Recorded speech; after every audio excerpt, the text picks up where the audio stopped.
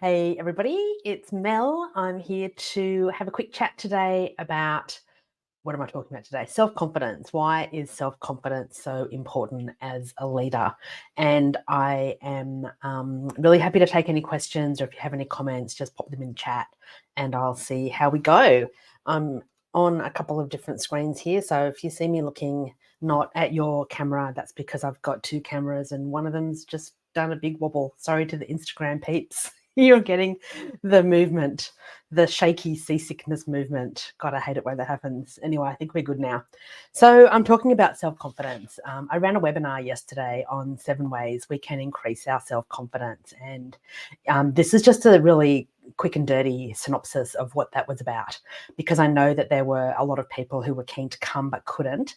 I do have a recording of that webinar. So if you're interested in getting a copy, just either DM me your email address and I can get that out to you later today, or whenever you watch this and send me your details. So why is self-confidence so important to me? Well, one of the things that I have experienced myself is crippling shyness as a child and as a teen. And I still have moments where I think, oh my God, I don't think I can do that. Who am I to do that? Am I worthy enough? No, I don't think I am. And then I give myself a good talking to, get rid of the little evil voice, evil Gertrude in my head, and move through that. But it's taken me many, many years of reflection and self-awareness to recognize that not all the voices in my head are helpful, and that we can all be confident. The reasons that so many of us are not is because of our past experiences, and that can include how we brought up, whether we had trauma as a child or as a teen or in our past, or whether we were the subject of bullying, or, the mean girls in high school, mean boys as well.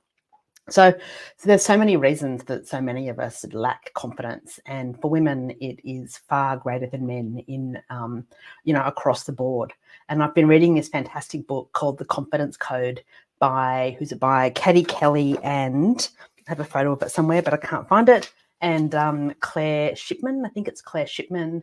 I can pop a link in the chat below. And the Confidence Code is about why women in particular are so much more lacking in self-confidence than men. And one of the reasons that so many of us are not confident is because we spend a lot of time focusing on what will happen if we fail. What's the risk? What's the risk of looking foolish? And in the Confidence Code, the authors tell us that men don't have those thoughts anywhere near as much as women do. So if you're watching this and thinking, yeah, I have those thoughts, well, let's hopefully snap out of it. So one of the, when we have more confidence, we're far more happier, we're healthier, people want to be around us, we exude confidence, funnily enough, but we are more likely to attract the right people into our orbit. So I know you're wondering, how do I get that? How do I become more confident? The first thing we need to be doing is to be connecting with ourselves. So the first thing you need to sit down and think about is, what are your values? What are your priorities? What are you really good at? And, make a list of all of the things that you're really good at, and try to put at least 20 things on that list. And I'm sure if you thought about it, and hopefully not for too long, you could come up with 100 things. We're all good at lots of things. And one of my favorite questions to ask when I'm facilitating for people to get to know each other is, what is your quirky skill? And so think about it, think about those things as well. If you're wondering, my quirky skill is that I can look at spaghetti and know it's cooked. More importantly, I can look at spaghetti and know that it needs another couple of minutes. I have no Italian heritage at all, to my knowledge, but I just ate a lot of spaghetti when I was at uni in my late teens and early 20s. And so that's a skill that has carried me forward. Today I eat gluten-free spaghetti. I'm not quite so attuned to when that is cooked or not. It takes me a few more goes because it's a different time, but I'm getting there. So other things that you can do to build your self-confidence include writing down all of your achievements. Reflect on your achievements. Don't just reflect on what you're good at, but reflect on what you've done. What are some of the great things in life that you've done? And think about the fact that you've finished high school or gone to university or got a new job or got a promotion, all of those things are achievements. And then look more broadly and think about what are some of the things that you've achieved in your personal world. Maybe you've had some sporting success, or maybe you've overcome a challenge that you've set yourself. Maybe you have a streak of 200 days on of walking every day, or cycling every day, or on whatever that language app is. I can't remember the name of it, but I've got a friend who's on a 600-day streak of learning Spanish on Duolingo. So, they're massive achievements. So definitely take those into consideration as well. And then I feel like the third thing that we can all be doing, just trying to find my notes here, is prioritizing self-care. Because when we prioritize self-care, we feel better about ourselves. So we feel better about who we are, what we do, what we know. We have prioritized ourselves when we prioritize self-care. So we've prioritized things like sleep and exercise and rest and movement and good food and joy and spending time with people who lift us up. And that's another thing that we can be doing to really be, wanting to be confident, is spend time with people who love you. Spend time with people who make you feel good about yourself and who do praise you. These are all things that we can be doing. And then the last thing that we can be doing to improve our self-confidence is visualize our success. If you're doing something or applying for something or trying something that you're just not sure whether it's right for you or whether you'll succeed, then visualize what that success looks like. And don't just visualize what it looks like, visualize what it feels like. How will you feel when you get that new job, or you get that promotion, or you do that hard thing or that new thing that is causing you a bit of angst and a bit of grief? And let's not forget, when it comes to hard things and new things, Brene Brown, in one of her very first episodes of her podcast, Unlocking Us, said every time we do something, it's hard. She talks about the FFTs. If you've got kids around, cover their ears. If you've got a sensitive hearing, cover your ears, because the FFT stands for the fucked first times. And let's face it, she talked about in this episode how the first time you go on a date with somebody new, it's going to be, it's going to be hard. The first time you have your first day of a new job, it's going to be hard.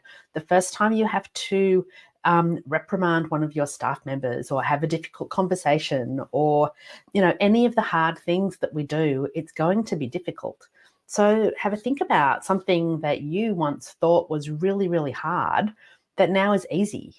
An example that I really love is the first time I got behind the wheel of a car. I was terrified, and I was apparently so bad. My dad said, "That's it, I'm not teaching you. Here's some money, go and get some lessons." My mother had a bit more patience. I don't know how, because I was pretty bad, but it was my first time behind a wheel. So of course it was going to be bad. So, but now, however many years later, 30 years later, I'm a really good driver. And I'm really confident when it comes to driving. I did have a few confidence issues when we bought an electric vehicle earlier this year, because total different learning curve. But I won't go into those details too much. So have a think about, what are some of these things that you can be doing to increase your self-confidence. The other thing I wanted to just have a quick chat about today is my new program, Thriving Leaders. One of the things that Thriving Leaders is all about is about increasing your confidence. And the 8 modules that we go through over the 8 weeks of the program are all about increasing confidence and assertiveness. And we talk through things like self-awareness, why self-leadership and self-awareness and self-care are so important today. We talk about, how do you make decisions? How do you prioritize yourself? How do you make hard decisions and give feedback? How do you set boundaries that you will be able to communicate with clarity and confidence and compassion and consistency and courage? What else do we talk about? We talk about a lot of communication and connection, and having conversations. And we talk about so many other aspects of leadership, and every single thing that we talk about is and that we do together, and the activities that you'll be doing, and the videos you'll be watching, and the things you'll be encouraged to read, and the conversations that we have as a group are all going to give you a greater sense of self-confidence. So at the end of the 8 weeks, you will have more confidence than when you walked in. And when I did the last round of this program, the one thing that everybody on the program wanted more of was confidence. So I absolutely promise you that that is what you will get. So if you'd like more information, there's my website below, melkettle.com/thriving leaders. I'll pop a link into the chat as well once this finishes so that you can go to it if you'd like more information. The next round starts on Monday, the 16th of October. It runs for 8 weeks, so we do finish just before Christmas. I'm really happy to answer any questions you might have about the program. Just send me a DM or shoot me an email to hello@melkettle.com. Really happy to answer you any questions that you've got. And I'll be back tomorrow. I think, what day is it today? Thursday, tomorrow afternoon, 2:00. I'll be back doing another live. So I would love to see you at that one as well. Don't ask me what tomorrow's about. Can't remember. Wrote a note. Can't find where I put it. It's on one of the many gazillion post-it notes, but not this one. That's on my desk. So I'd love to see you tomorrow. If you're on Facebook or LinkedIn or Instagram, just go to my most recent post and you'll see what the topics for my lives are about over the next few days. But yeah, thanks so much for watching, and I will see you soon. Bye.